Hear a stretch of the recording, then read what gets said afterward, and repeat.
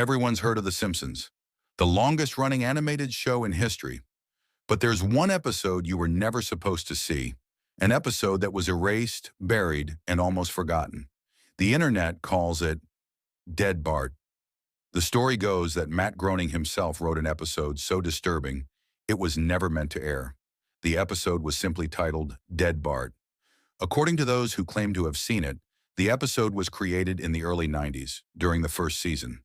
Groening supposedly locked himself in his office for days, refusing to talk to anyone. When he finally turned in the tape, the staff who previewed it were left speechless and traumatized. The episode began like any other, the classic opening sequence. But something was off. The colors were dull, grayish, like an old VHS tape left out in the sun. The clouds in the sky didn't part to reveal the Simpsons title.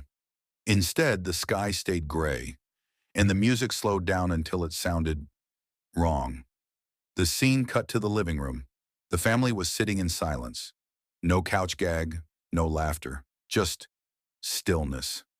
Bart looked sad. Lisa's eyes were red, like she'd been crying. Homer stared blankly ahead. Then Bart spoke, his voice lower than usual. "I'm going to school now."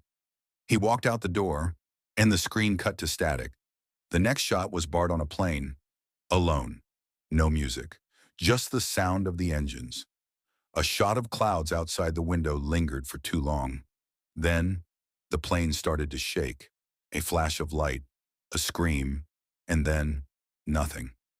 Just a still image of the crash site. Bart's body was visible, drawn in horrifying detail. The animators had never drawn something so realistic before. It didn't look like a cartoon anymore. The next scene showed the Simpson family, all standing around Bart's grave. The animation became worse with each frame, more decayed, more twisted. Homer cried uncontrollably, Marge didn't move at all, and Lisa's mouth just opened wider and wider. After a few minutes, the screen faded to black. Then, white text appeared on screen. One by one, they all die.